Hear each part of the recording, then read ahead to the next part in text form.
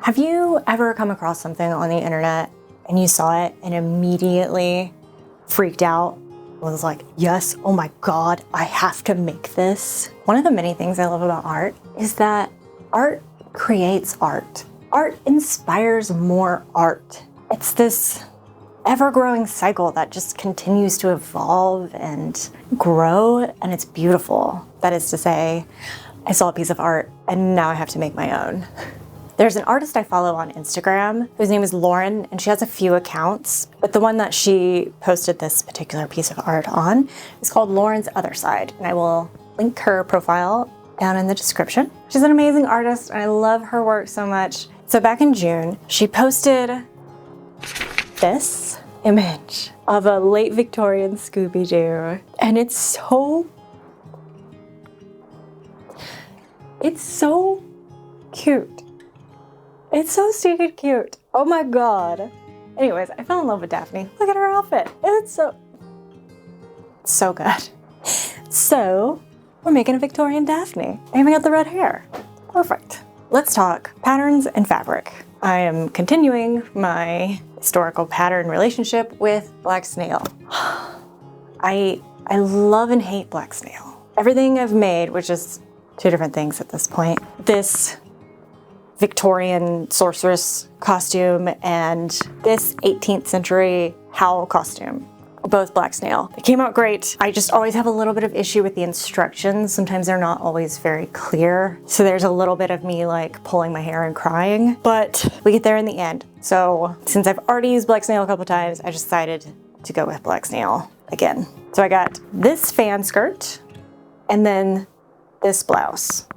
How perfect is this blouse? We need to make some slight alterations to the blouse pattern since the jacket looking part kind of goes straight down and we need it to overlap. And that's kind of, and then we need it to also have a big kind of lapel. And I think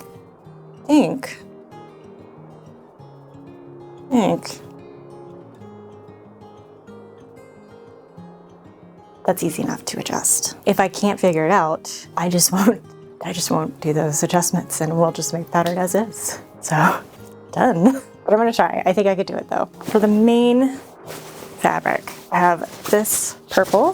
It's polyester. I don't quite know what it is.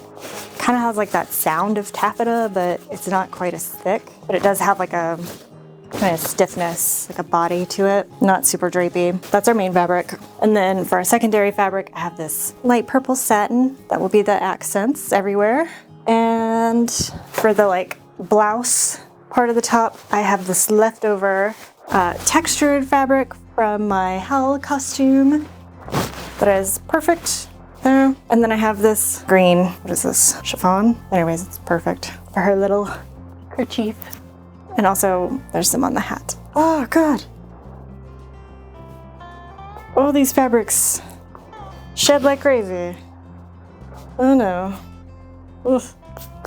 And we all know that if you want to do any kind of historical costuming, whether it be historically accurate or not, you still need the correct silhouette in order to achieve the correct look. So I already have a Victorian era corset that I made in another video. I think this one's slightly earlier in the Victorian era, but I think she will get us where we need to go. Yeah, and isn't she so cute? I made this I think this was my second video ever, so it's probably a little rough. Quality is probably not on point. Moving on. So I am a big fan of PDF patterns. I think it's great, especially for like indie pattern companies who may not have like the funds to print everything. You can just print it yourself. Also, it's instant. Like if I am desperate to make something, I can just go buy it and then immediately print it out and put it together. But I don't love doing the print at home and putting it together because for one, it takes all day. Depending on how big the pattern is, and this one in particular, quite large, takes forever. And I never tape it like completely correct. It always feels like it's off just a little bit, but I really hate doing that. You have to like trim off the edge and then line everything up and tape it. forever. It is a day's worth of work. By the time I am done doing that and cutting the edges off, taping them together, cutting them out, I'm done for the day. That's it. That is all my spoons. I have nothing else to give. I'm done. So I've started printing them out on the big sheets of A1 paper. I'll link the company that I have been getting my patterns, my prints from. They're really inexpensive, and I just wait until I have a few built up. So like I ordered, I think 3 different patterns this time. So talented, look at me. Look at me go.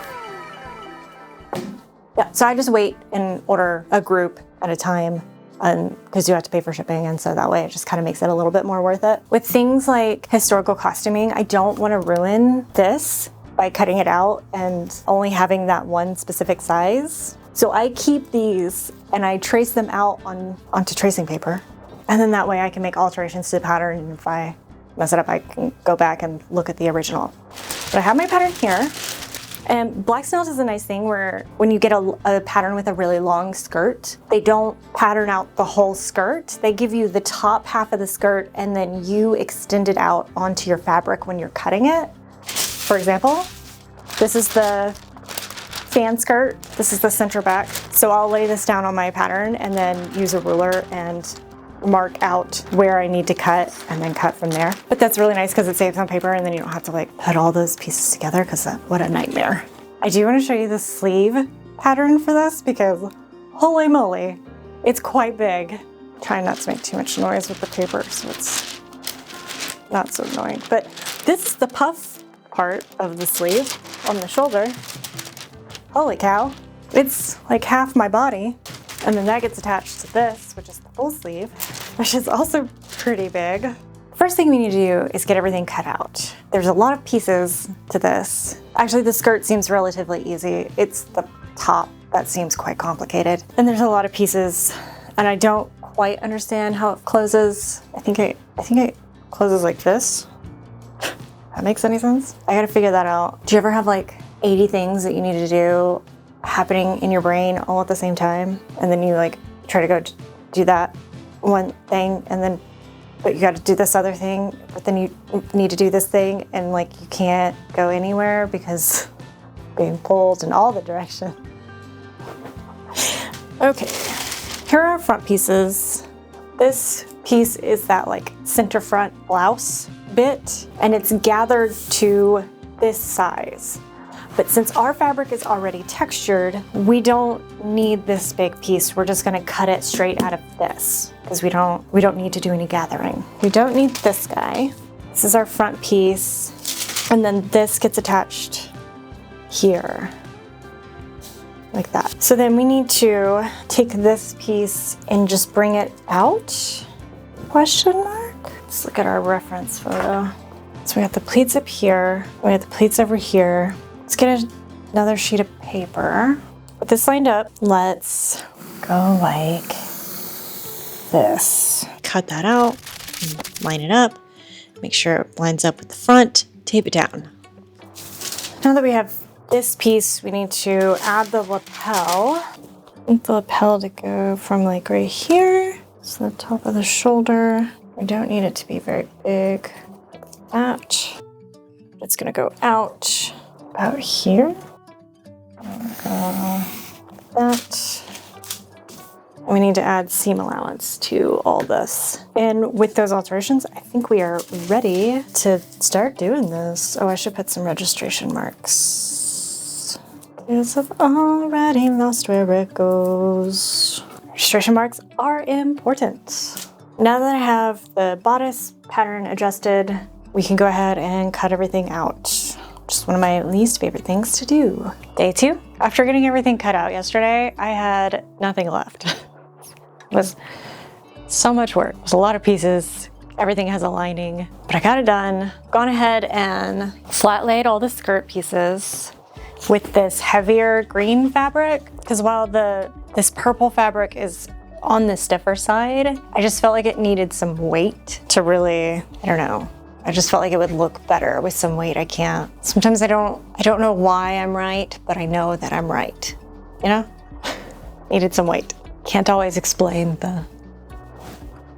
this in here. So that's done. I've gone ahead and put together the lining for the jacket. It needs a couple bones in it that I haven't put in, but I have put in the boning channels, which I just put in by sewing down the seams and one of the front darts. And that's as far as I've gotten. So still much work to be done. I think I'm gonna start with the skirt because I'm not super tall, but I'm on the like taller end. I'm 5'9", and I kind of have some long legs, so I almost always add a few inches to any kind of skirt or pant pattern, just automatically. And I guess I just didn't think about it, just totally forgot about it, but I did not do that. So the skirt currently sits at the like top of my ankle, like just above where my foot stops and my ankle begins. And that's without hemming. So that is an issue. But, and I feel a little clever for thinking of this solution, but give myself a little pat on the back. Pause. Okay, this very clever solution she came up with was extremely convoluted. So let's go ahead and fast forward to where she figures it out, shall we? Hold on. Is that more work than I need to do? Yes. Okay.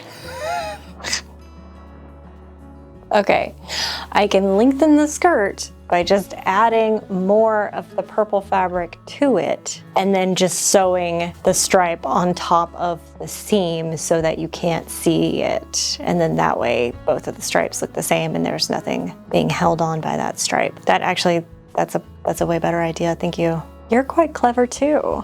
I see you. So that's the first thing I'm gonna do today, is fix that. And then I think I'm gonna continue working on the skirt. And no, it's not because the bodice scares me. Why would you think that? Who told you that? I just like skirts. Okay, but first things first, let's get this skirt fixed. Okay, I've lengthened the skirt. I paid very close attention to the grain line and made sure that I cut the grain the exact same way as the bottom of the skirt so that it looks like it keeps going, because the way this skirt kind of like shifts color, and I wanted to make sure that the bottom didn't like look weird. So there you go, you can barely see the seam. Nice, okay. Next thing we need to do is take these two big old pieces of skirt and put them together. Done. So now this is our center back, and we need a placket. I've already prepared the placket, and I hate sewing hook and eyes. So I recently put an order in with Wawak, I think is what it's called. I'll put a link in the description, but I got these 2 rolls of hook and eyes. These are eyes, these are hooks. So that way you just like sew the whole thing down and you don't have to worry about each individual one. So our placket with the eyes is sewn. We need to attach this to the skirt, and then we have another placket that also gets attached to the other side of the skirt with the hooks. So let's do that. Got this nice big piece of skirt. Plackets are put in, and then I have marked where the pleat goes. So it's just one big box pleat, which gives the fan skirt its look. So it just goes like that. And then there we go. That's the back of the skirt. Something to note here, which I should have said at the beginning of the video, that I am not here for historical accuracy. I'm here for funsies. So don't yell at me, please. I'm sensitive. Okay, so I'm gonna base these down, and then we need to attach the front. So we have a full skirt. I feel like I need to put my corset on before I sew up both sides of the skirt, because I don't actually know if it'll fit. God, I'm having a really hard time staying focused today. Getting distracted so easily. I got some coffee from unnamed coffee shop, and they have a policy like Trader Joe's where they have to ask you what you're doing, and not like a cop. Like, what are you doing? But like, what are you up to today? What are your plans? like they have to make small talk with you, and I hate it so much.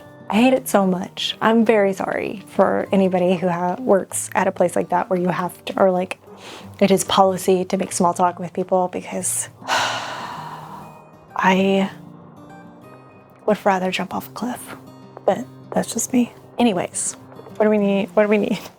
Please stay focused. Oh, I need to put the darts in the front, base down this box pleat, sew up the sides, put it in the pockets, and then do the waistband. I went with the diamond-shaped waistband. I am procrastinating so hard. Goodness. Somebody doesn't need any more coffee. It's me. Somebody take my coffee away. Let me go ahead and base on these box pleats and put the darts in the front. Let's go. I put the waistband on the skirt, and I have just a little teensy issue. She tight. Like, I am cinched in so tight. Completely closed in the back. She too tight. What am I gonna do about it? Probably have to make a new waistband, which is irritating, but doable. I can let out the side seams, and if I really need to, I can make the pleat in the back slightly less deep. But like, look at this silhouette. Oh my god. Who is she? Va-va-voom.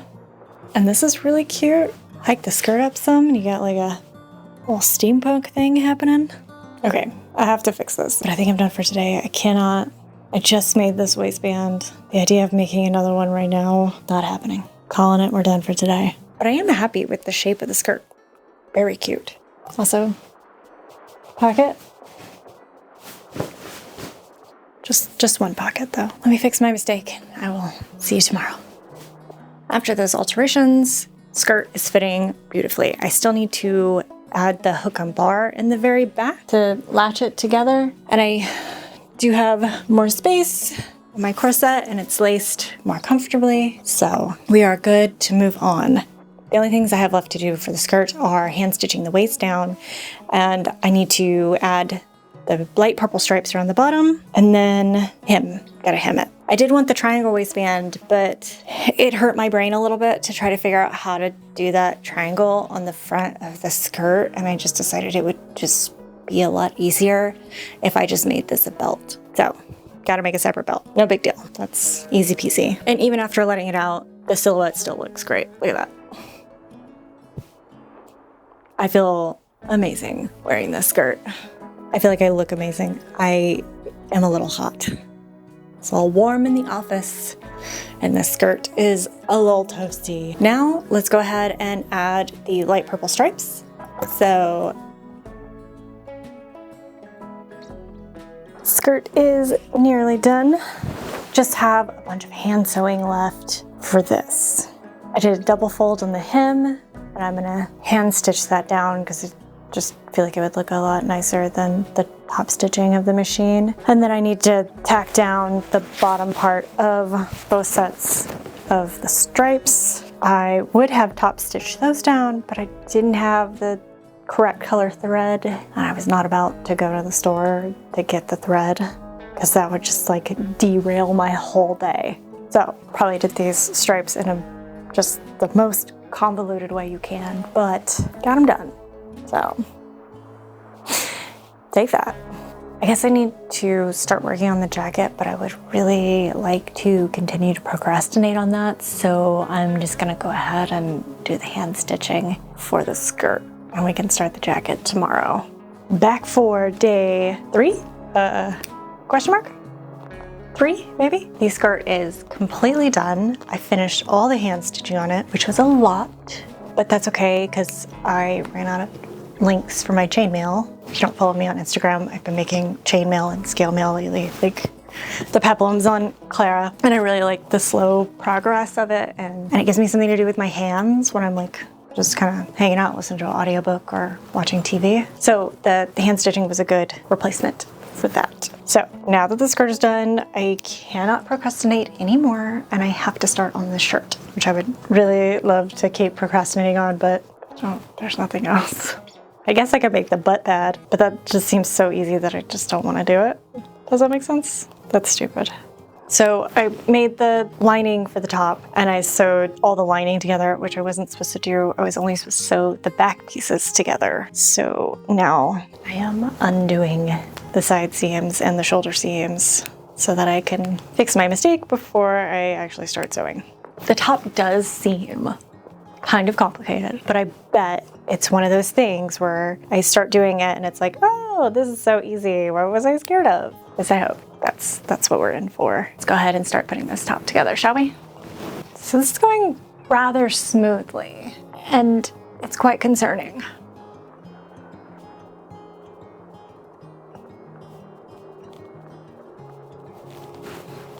This is one of the fronts, and I've got it pinned where these like pleating goes. So here's the little center bib guy. This is gonna get sewn down to this. And remember, I altered the pattern. That's the original shape, and I added this so that it would overlap in the front. So how I'm going to deal with this, because the instructions want you to fold over the side, and then you would cover that with a ribbon, or like stitch it down with the ribbon on top so that the ribbon is covering the stitching.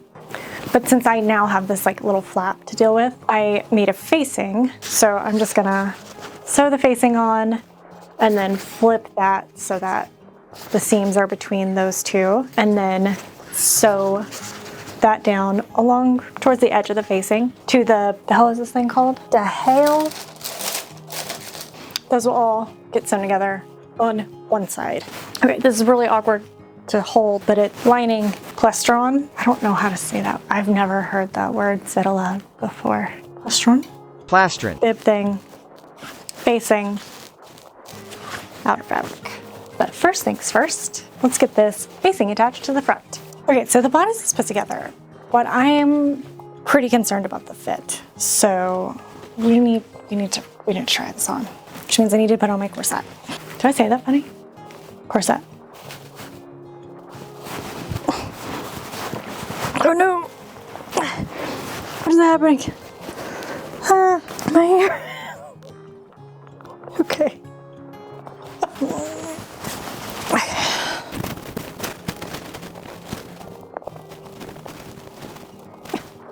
She closes.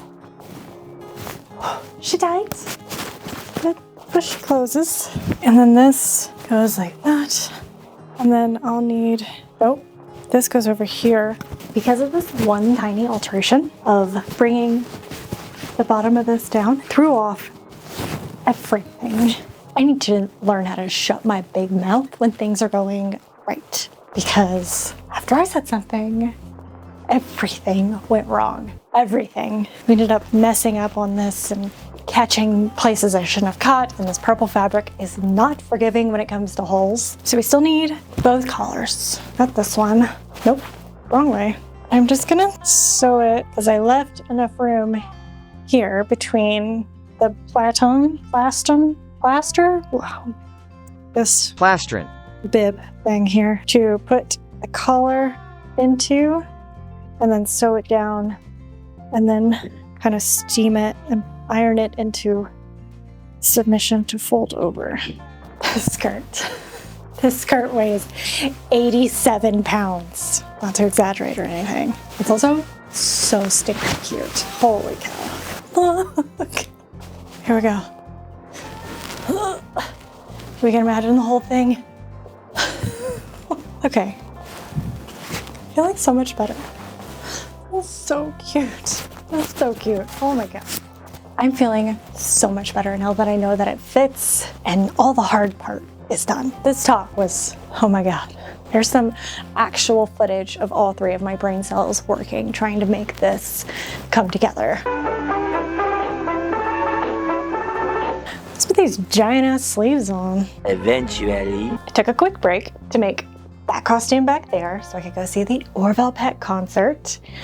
You can find that video right here. But I had a lot of motivation for this project and I did not want to quit it, but I really needed an outfit. Need is a very strong word. No, I needed it. I needed it. So I had to pause this, and now I'm having a lot of issues picking it back up again. I've come up here 3 separate times. even recorded a segment, and then mostly just sat down and looked at my phone, and then eventually gave up and went back downstairs to work on chainmail. But I am out of rings. I'm not getting any more until tomorrow, and I have the reveal set up for this already. I scheduled my friend to come out and shoot for me again. She was the one that did the Spring Witch costume. So I have to finish this. And there's not a lot left. The bodice, mostly done. It's all put together. It closes. It looks great, but I gotta put the sleeves and the collar on. The sleeves are big. Already discussed sleeve issues here. So with the sleeves, start with the main part of the sleeve, do gathering stitch around the top, grab your other part of the sleeve, put gathering stitches at the top and the bottom, both sides. Then you take the puff part, gather it up, attach it to the full sleeve part, and then you're gonna sew across here, and then flip it up, gather it again, sew it across there, and I'm gonna stuff it with some tulle. Actually, the gold tulle that I used for the Orville Pet concert. I got a little bit left, so I'm gonna use that. But I'm gonna construct the rest of the bodice off camera because it actually takes a lot to film and do things at the same time. And I just don't have it in me to do both. So one's gotta go. God, that's a pretty green. What is that for? Okay, so let me put the sleeves, the collar, and lapel on the bodice, and then we can come back and make a hat together. Doesn't that sound fun? Cute little hat. Just a little precious hat. And then this costume is done. That's it. That's all we have to do. I can finish this today. I quit fiddle-faffing around. Is that a word? Fiddle-faffing? Is that the expression? Faffin. Is that a word? Right, so let me do this, and then let's make a hat. I think I know just what we need. We're gonna need a montage. Ooh, it takes a montage. This video has gotten way too long, so let me quickly go over how to make a hat. It's way easier than you would think. I started with drafting my own pattern. As you do, you only need 3 pieces. The top of the hat, the middle section of the hat, which I will refer to as the body of the hat, and the brim. I started with the top of the hat. I used my hand as a reference for the size and just traced out a rough circle. I measure the circumference of that and then make a long rectangle shape. This shape is the body of the hat. Then I trace the top of the hat on a separate sheet of paper, and with my seam allowance ruler, I mark out how big I want the brim of the hat. And I add a 1/4 inch seam allowance to all these pieces. Now cut out all your pieces out of your fabric and interfacing. With the brim of the hat, you will need 2 pieces of fabric and 1 interfacing. After fusing all the interfacing onto your fabric, take them over to the machine and attach the 2 brim pieces together. Then flip them right side out. Take the rectangle piece and sew it short end to short end, and that's your body, so that you have a circle. Then sew that to the top of the hat. Attach the other side of the body of the hat to the interface side of the brim. I did my best to press all the seams with my fingers and some heat, but this fabric was not ideal for a hat. And voila! Now you have a hat.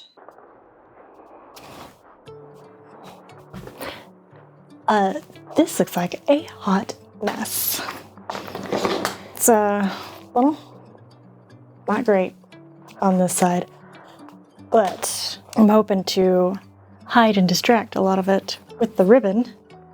And then also our big old flower. Stop it. Stay put.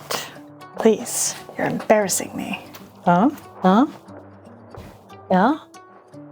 And I've decided to use the historical method of hot glue to put everything on, except I can't find my hot glue gun, which is an issue. It's very precious to me.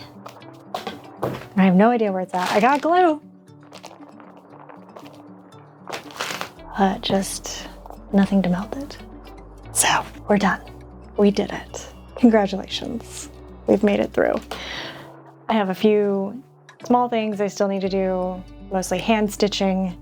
I still need to make the bow for the butt and then sew another one of these, but just bigger for the neck. And that's it. We've done it. I'm proud of us. Proud of us. Just stay tuned and you can see the whole thing.